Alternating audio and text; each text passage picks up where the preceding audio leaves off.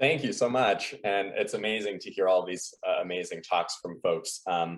Thank you for the introduction. So today I'm going to give you some context to some of the devices that I've gotten to work on throughout my career and that have a huge influence on our mindfulness and availability with time and how we utilize time. So let me pull up my screen here for us.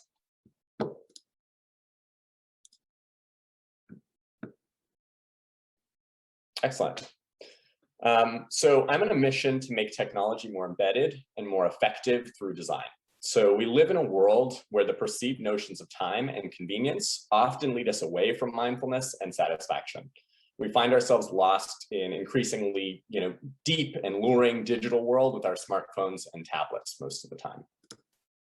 So a mentor of mine once said, technology shouldn't be the basis of our fear. The hands that hold it are what we should worry about most. And this really struck me as a fascinating quote, an interesting thing to think about in a world where many times we victimize technology as the crux of some of our biggest issues. So simply put, you and I define the future of technology simply through the act of using it. So many of us wake up with our phones within reach. Maybe we check for a text, some emails, the weather, or how our stocks are performing. Whether we end up on TikTok for 2 hours or reading some captivating news story, we spend a lot of time doing so. And so it got me thinking, in what facet can we start developing technology that dissolves into the fabric of our everyday lives and sustains the relationship that we have with physical objects and sensations? So I've spent my career thus far creating and ideating on such devices, and here's how some of that inspiration has unfolded. I bet these devices probably look very familiar to you, and that's exactly their goal. It's what each of these devices can do that empowers us and allows us to transform our relationship with technology beyond just a screen. So here's an example of technology in the form of a single pixel browser. It's a glass orb, sits anywhere in your home, and has the ability to share glanceable information through gradient of colors. So this is very similar if you're familiar with the John Hancock Tower in Boston, which has been known for years to indicate local weather changes through simple light changes.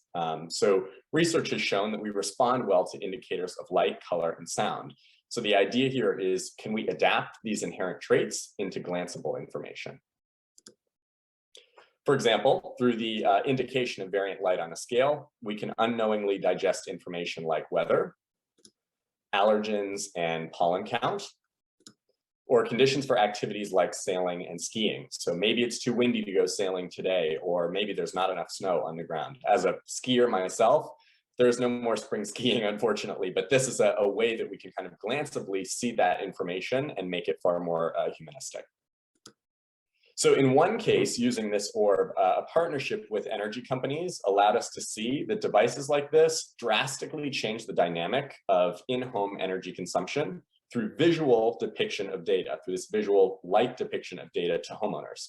So essentially, people are seeing that their lights are on, or we have our car plugged in, potentially if we have an electric car and we're running our AC. So the consumption will go up. And so this keeps in mind things like peak hours. And so it will change from green to red. And as things get red, you'll start to see that people will be more aware of the things in their home that might be consuming more energy and will react to that. And the amazing thing about this is that it doesn't have to be something that is trackable through a device. This is simply glanceable. You could walk through your home and have these experiences foretold to you through this data visualization. Another example is this wallet from MIT Media Lab, which was developed for Bank of America. And this is kind of a great project. It connects with the data of your monthly budget and has a variable strength hinge. So essentially, as you blow through your budget, it gets harder and harder to open up the wallet. So this is a clear way of showing that devices can absolutely have a fun and almost magical aspect to them as well. So how about this water bottle that I worked on?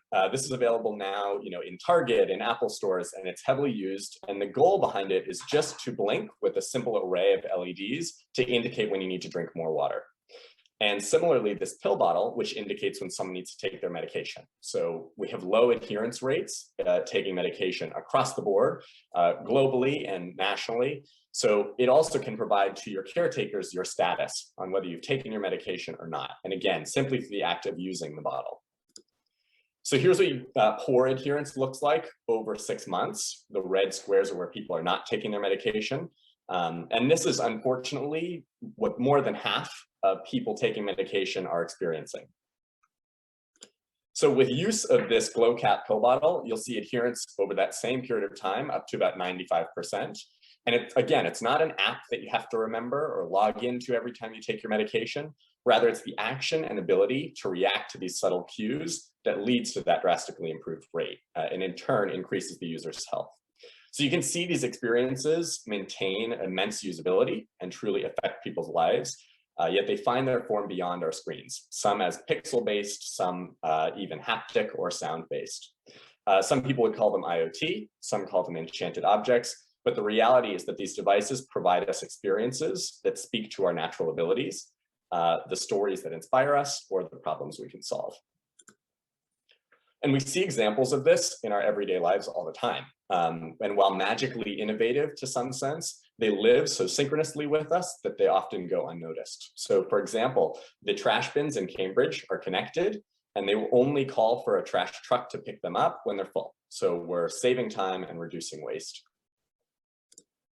So we can also think about things like subtle changes of light. That's something that exists all around us, and they affect us through focus or potentially encouraging sleep. So like this simple fixture, which was done for a project at Casper, which subtly encourages sleep while acting as a tool to negate the ill effects which could come from picking up your phone in the middle of the night or turning on its flashlight. So I'd like to play this video for you here, which gives a little bit of context into the design focus behind this product and a view into the methodologies on some of these devices.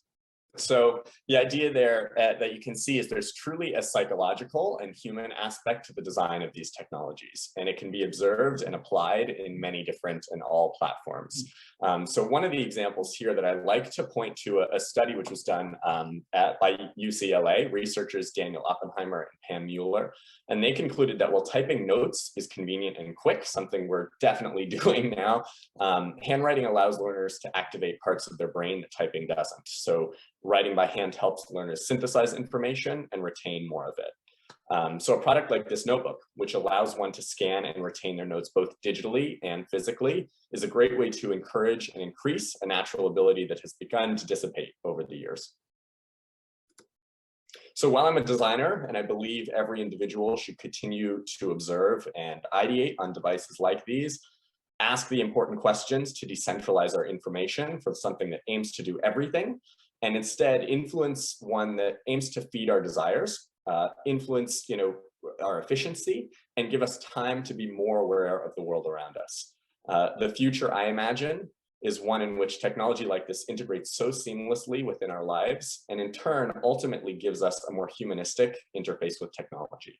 So I hope that that gives some context to how we can apply pieces of technology into our day-to-day lives to make our time more worthwhile, to be more mindful of the things around us, and how we can stop it from consuming us so much, but still give us experiences that feel very, very real and very human, and sometimes even speak to the stories of our childhood in really amazing ways. So thank you very much.